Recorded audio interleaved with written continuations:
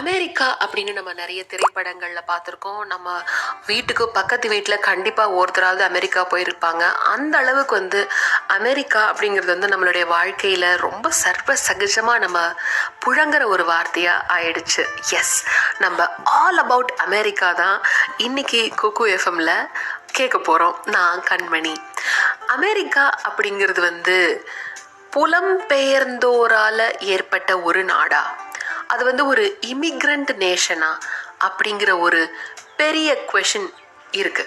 Christopher Columbus அமெரிக்க கண்டத்தை கண்டுபிடிக்கிறதுக்கு முன்னாடி அங்க இருந்த பூர்வ குடியினர் இருந்தாங்க இல்லையா, அதுல இந்தியர்களும் ஒரு பாகம் அப்படின்னு சொல்லப்படுற கருத்தாகட்டும், அதுக்கப்புறமா ஜேம்ஸ் டவுன் அப்படிங்கிற ஒரு இடத்திற்கு மெதுவா அவங்க முன்னேறி அவங்களோட குடியிருப்பை உருவாக்கினதாகட்டும், அதுக்கப்புறமா ஸ்காட்லாந்து, அயர்லாந்து, பிரான்ஸ், டச்சு பேரரசு, ஸ்பெயின் போன்ற ஐரோப்பிய நாடுகள் இருந்து ஆப்பிரிக்காவிலிருந்து அமெரிக்க கண்டத்திற்கு கருப்பின மக்களை கொண்டுட்டு வந்ததாகட்டும், அதுக்கப்புறமா அங்க ஏகப்பட்ட பிரச்சனைகள் எல்லாம் நடந்து இப்ப அது எந்த லெவலுக்கு போய் இந்த கருப்பின மக்கள் மேல ஏகப்பட்ட வெறுப்பை அவங்க அடைஞ்சு அதனால நடந்த பிரச்சனைகளாகட்டும், பிரிவுகளாகட்டும், அந்த போராட்டங்களாகட்டும், அதுக்கப்புறமா இந்தியாவிலிருந்தும் அப்புறம் பல ஏஷியன் கண்ட்ரீஸ்ல இருந்தும் புலம்பெயர்ந்து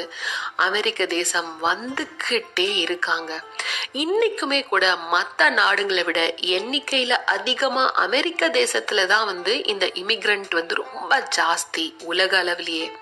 அமெரிக்க தேசம் அப்படிங்கிறது வேர்ல்டு எக்கனாமிக்ஸ்ல முன்னணியில இருக்கு. அதுக்கான காரணமே இந்த புலம்பெயர்ந்தோர் பெரும்பங்கு வகிக்கிறதுனால தான். இதை விட ஒரு செரி ஆன் த கேக் மாதிரி ஒரு விஷயத்த நான் சொல்லட்டுமா?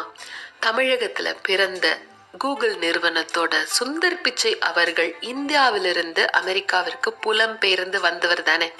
ஸோ இந்த புலம்பெயர்ந்தோர் இல்லைன்னா அமெரிக்காவே கிடையாது, அமெரிக்க தேசத்தோட முன்னேறின வாழ்க்கையும் கிடையாது.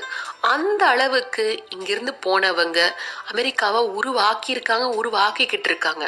அமெரிக்கால வாழற மக்கள் எப்படி இருப்பாங்க அப்படின்னு அமெரிக்கால இருந்து ரிட்டர்ன் ஆன ஒரு ஆண்டி கிட்ட கேட்டேன். அமெரிக்கால வாழற மக்கள் தான் உண்டு தான் வேலை உண்டுன்னு இருப்பாங்க. 80 வயசானாலும் ஏதாவது ஒரு வேலைக்கு போவாங்க. அவங்க பிள்ளைங்களெல்லாம் நீ இதை தான் படிக்கணும், நீ அவனை தான் கல்யாணம் பண்ணிக்கணும் அப்படின்னு எல்லாம் கம்பல் பண்ண மாட்டாங்க. அவங்க விருப்பத்தின் பேர்ல அவங்கள சுதந்திரமா விட்டுடுவாங்க. பிள்ளைங்களுக்கு அப்படின்னு தனியா பாக்கெட் மணி எல்லாம் தரமாட்டாங்க. குழந்தைங்க 16 வயசு ஆயிடுச்சுன்னா அவங்க தான் படிச்சுக்கிட்டே பார்ட் டைம்லாம் வேலைக்கெல்லாம் போய் அவங்களே தான் அவங்களுடைய பாக்கெட் மணியை சம்பாதிச்சுக்கணும். அங்க என்னெல்லாம் ஸ்பெஷல் அப்படிங்கறத